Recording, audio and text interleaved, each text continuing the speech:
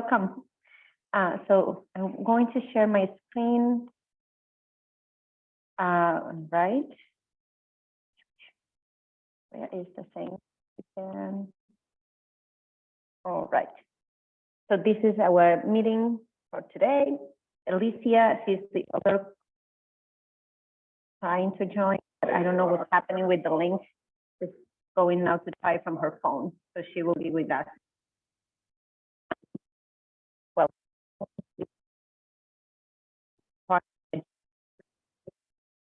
talk about additional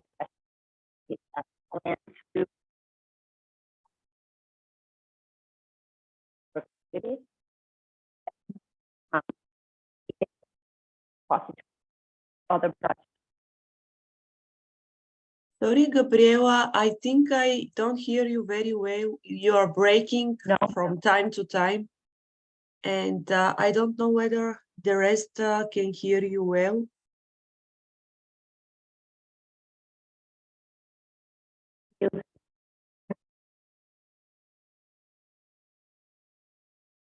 Yes, it's something with the audio. Maybe go to switch off the camera, so make the meeting a bit smooth. Try one thing. I have an idea. What about now? I think now I hear you well. Okay. Yeah, sometimes it's the Bluetooth, it's doesn't like me.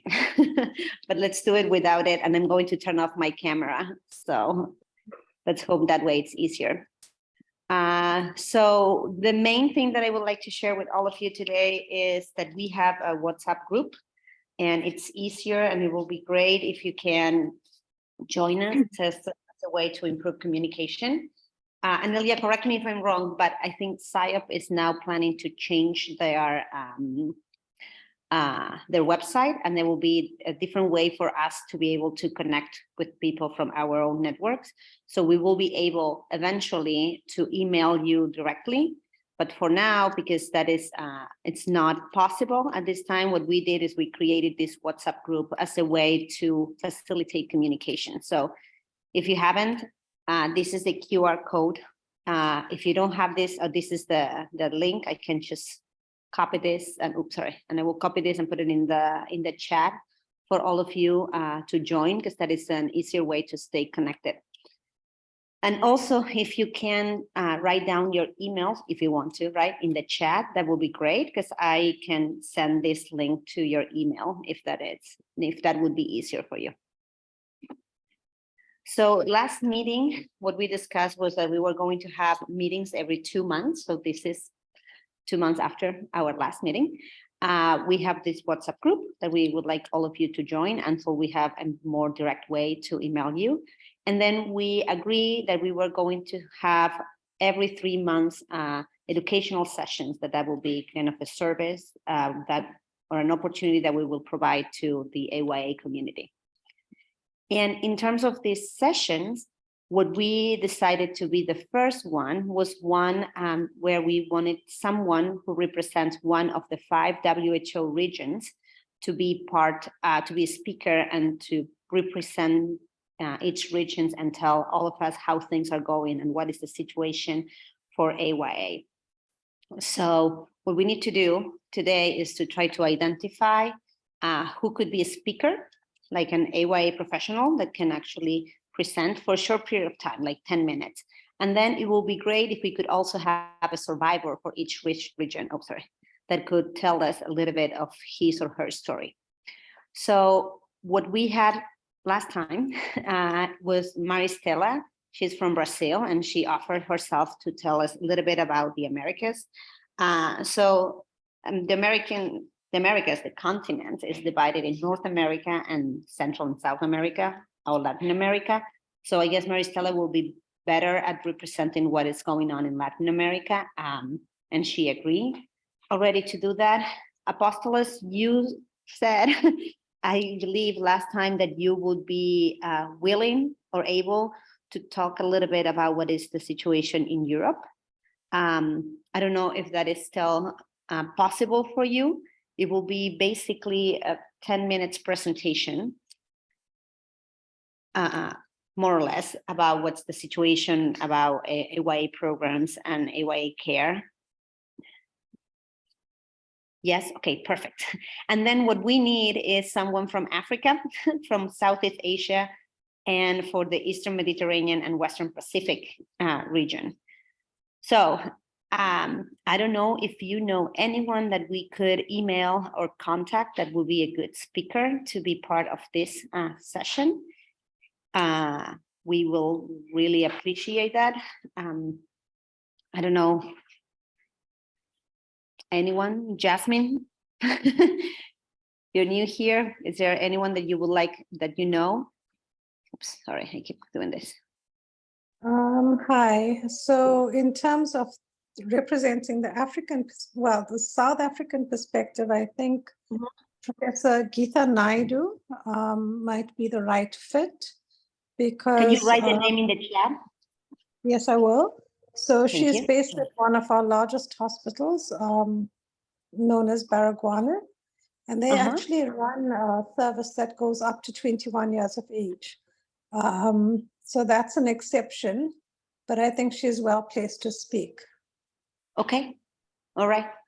That would be great. If you can just write her name in the chat, and then if you know her, once we coordinate and organize this a little bit better, we might ask you to email her directly, kind of like with an invitation, like when we create an invitation for these sessions. Okay, so then anyone know someone from Southeast Asia that could recommend, or for Western Pacific?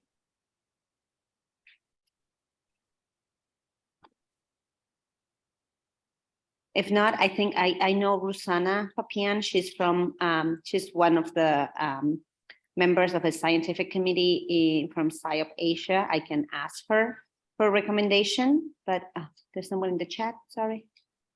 Oh, that is what you're saying. But if you, oops, keep doing the same. If there's someone else that you would like to know that maybe you cannot think of right now, but eventually today you think of, and you would like to email me that name, that would be great. The idea is to have someone to represent each of these regions. And ideally, once we contact those speakers, to ask them if they can contact a survivor, because it will be good to have both perspectives. And we don't need to have a survivor for each region, but at least I think it would be good to have one or two that can share their experience. I think I don't know, I prefer to go to sessions when there is an input from a family or a patient, because I think that is sometimes a perspective that we don't know, not always get.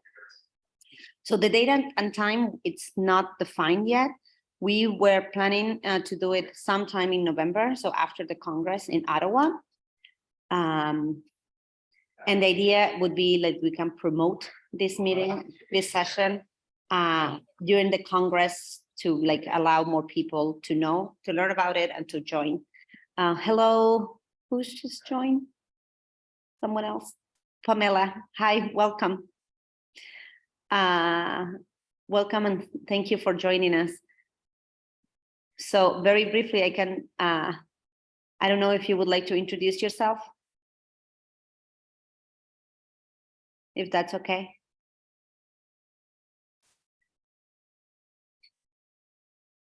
Or not. Okay, it's okay. I will briefly summarize. I don't know if this is your first time coming to one of the AYA meetings.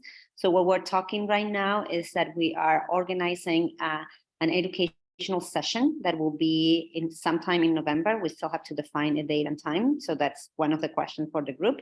And the idea will be that we will have a representative from one of the 5 WHO regions to explain very briefly what is the situation of AYA care in each one of these regions. And the idea was also to have a survivor, 1 or 2 survivors, that they can just provide their own, their input on this. So in terms of the date and time, considering that we all live in different time zones, which day of the week you think this will be better? A Friday, Wednesday? People have like different thoughts about this. Like middle of the week, some people like it, some people don't. we are planning to do this as part of a global meeting. So the time when we do this is important. Especially because, I don't know, noon here is midnight in Australia. So we have to be considered like of a time that is good for everyone. Anyone has any suggestions in terms of dates of November? Any big holidays or things that we should try to avoid? Sometimes Friday is hard for many people. Danielle says that is true. Okay, maybe we can just aim for a Thursday. The third Thursday of November is Thanksgiving in North America, so that would be Wednesday or Thursday, might be easier. Jasmine, you say Tuesday, Wednesday, and Thursday. Mondays are always busy. That's true. Mondays in the clinic is always terrible. Okay, so let's aim maybe for the second week of November, either a Tuesday, Wednesday, or Thursday of that week. Everyone agrees with that? Then we can decide on the actual day, but let's say the second week of November. Are you talking about the week of the 6th or the 13th? So I don't have a calendar with me right now, and I'm sharing my. Can we do the week of the 13th? Yeah, that is the third week of November. Kind of, it's like 2.5 weeks into November. Okay, 2.5 weeks. I mean, it doesn't have to be around me, but I'll be gone for CTOS. Okay, so we can do the week of the 13th of November. Everyone okay? Either a Tuesday, Wednesday, or Thursday of the week of November 13th. All right. And then for the time, I'm going to look at time zones that might work best for almost everyone. It's tricky, it's very challenging, but I will try to figure it out which one is the best. And then one idea that we have that I would like all of your input today is that what if we have for all the speakers of this meeting, like 3 to 4 questions that they all have to answer. And that could be, I don't know, what's the situation of AYA care? That is a very broad question, but like some specific topics that we would like all of them to address. So we can then compare how things are like in all different settings. So I have my pen ready. And if you have any ideas or any questions that you think they might be relevant, it would be great if you would like to share them with us.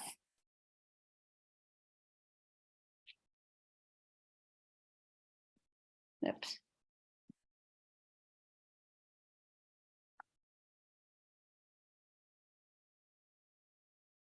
Well, I mean, one of the questions we always talk about is the age. So like what age is pediatric? But I mean, I think you can't, I know it's broad, but I think you could ask like a general state of AYA. I don't know. AYA care, everybody might interpret it a little differently. Yeah, age definition, and what is that based on? Is it based on is the government that dictates that, or is the cultural preference? I remember once we were talking about some regions in Pakistan. I think someone that came to one of the meetings and they said that for girls, once they have puberty, regardless of their age, then will go to an adult hospital to be treated. So that was the cutoff that was used at that point. So what is AYA changed a lot based on where you are. So that's a good point. So one would be, what's the age definition in general in the region? Do you think that maybe ask a question about how much, I mean, most of the people that would represent this meeting are pediatric oncologists. So we can maybe ask them like how often or how easy is to work with adults or to share the work with adults or something in those terms. What do people think? Or if there is AYA clinics, like they're designated to treat AYA patients, like to describe that. I think that would be good. Okay, describe how is AYA care.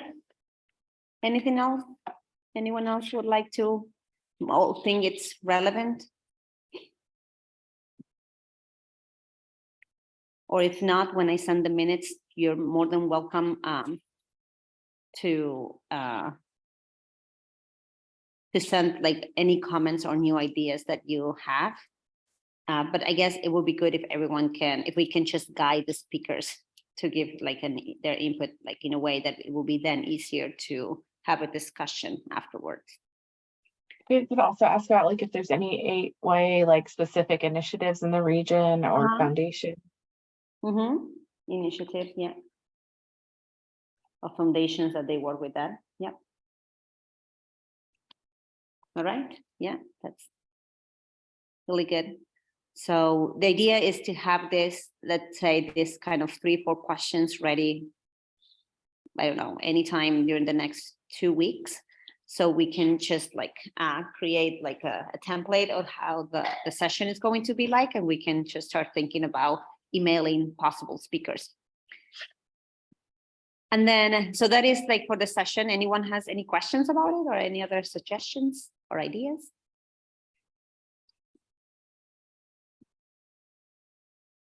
All right. And then for the literature repository, there was one of the other questions. Everything's okay, Tanya. Thank you. So one of the ideas that we previously had was to create a repository where we can collect most updated data about AYA around the world, and that to be available for our members so they could read what is new about AYA literature. So we have a search that was done by one of your students, Alicia, right?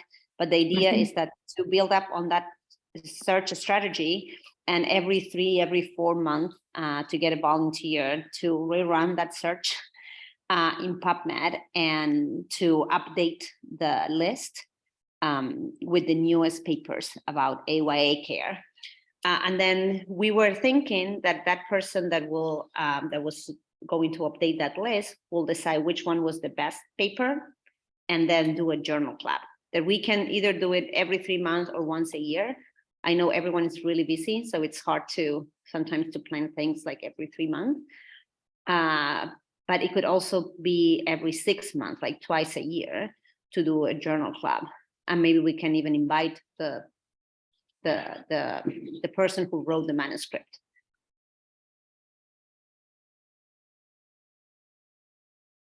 The only issue that we have with this repository is that we don't have a place to put all that data. We were trying to work with a PsyOp to see if there is somewhere within their website or some that we can save. Please send us the minute. Yes, I'm going to send the minutes. Yes, somewhere within PsyOp or some platform where we can just put all these manuscripts, but we haven't come out with a solution for that. So that's why we haven't started with this yet. But if we do this, I guess it will be great if any of you would like to help as a volunteer. It's basically just running a simple search in PubMed and uploading all those new manuscripts in whenever we find a place where we can actually put them. Or if anyone has an idea of where we can actually put this repository, please let us know. Anelia, with the new website, would there be a place for that?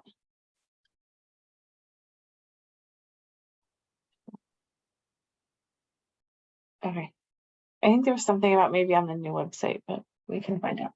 Okay, well, we will figure it out, but I think this is a doable project and that will not take much of the time. And for anyone who's interested in AYA, it's nice to have a place where you could go and find like what is the latest in the literature that you can use for your patients.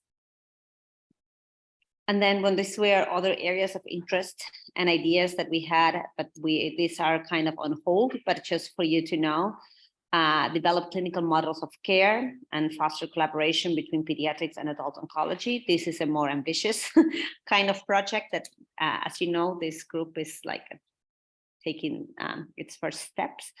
But just to think if we are able to keep growing and incorporating more people that would have an active role within this network, it will be great if we can just develop some of these ideas. For example, the clinical models of care or identifying topics for educational modules, something that might be interested or needed for our community. Develop a global map of AYA care. This is even more ambitious than the other ones, but it could be, I guess, if we grow as a network and we have more people that want to be part of it, it's potentially doable. And we're always welcome to new ideas. So anything else that you would like to do or you're interested in and you think this is the right place and the right time to try to do it, we're more than happy to help you and see if we can provide you either the space or the network or whatever, like to make that happen. And Anelia, the question that we have was that we wanted to do as part of our project a literature repository. So the idea would be to find the latest AYA papers that they've been published and to have them available to our network or whoever is part of SIOP. The problem we have with this is that we don't actually have a software, like a place within the internet. So where we can save those manuscripts and where people will be able to find them. So our question was if this is something that would be possible with the new website that SIOP is launching now. I'm not 100% sure for this, but I think that will be possible because there will be a platform for you guys to collaborate and also publish manuscripts, articles there. And if you remember on one of our previous meetings, I also shared the possibility to put your literature on our knowledge center as well and keep it there. And also on our cloud space, which is SharePoint. And only working group members can have access to it. But hopefully with the membership, with the new membership release platform, we'll have these possibilities. But, you know, we are still waiting for this introductory, for the new platform, what will be the possibilities, and cannot reply for sure now. Okay, so what is the cloud that you said? SharePoint, I will type in the chat. SharePoint? Okay. And that is, how do people will get access to that? Usually, you know, we have access to the data for working group members, and we can add all emails there, and people will be able to read there the articles and know literature that can be uploaded. So they will have to log in following like their SIOP? They will receive a special link and access to join. It's like an access right, and they will receive a link to access this space. Okay, and do you recommend us to use this SharePoint now or wait for the SIOP, the new website? Yes, maybe wait a bit for the new website and see what will be the possibilities there. In other cases, we have different options as well to suggest to you. Okay, all right. All right, that sounds good. So when is the new website going to be ready? Do you know? Hopefully soon, but I cannot say now a timeline. Okay, all right. So we will wait for that. But it's good to know that maybe that could host this repository. And thank you for all of you for sending me your emails. And thank you, Jasmine, for saying that you will be happy to help with the search. Thank you. I will email you about that. So these were the other areas of interest that we already discussed about. And that's kind of the end of this short presentation. I guess the main goal that we all have here is to try to create a community and to try to build up something together that will be useful for everyone who's taking care of AYA patients. We know it's a struggle, but we all have like different resources and situations that we have to deal with in terms of the country where we work, the medical system, et cetera, et cetera. And teenagers are not easy, just to put it that way, though we like them. But I don't know if anyone has something else to say or to share. Please feel free to do so. If not, I will send the minutes. And hopefully with that, it might be easier for you if you have anything else to share with us, like in terms of like ideas for the session and all that. Please feel free to add any comments.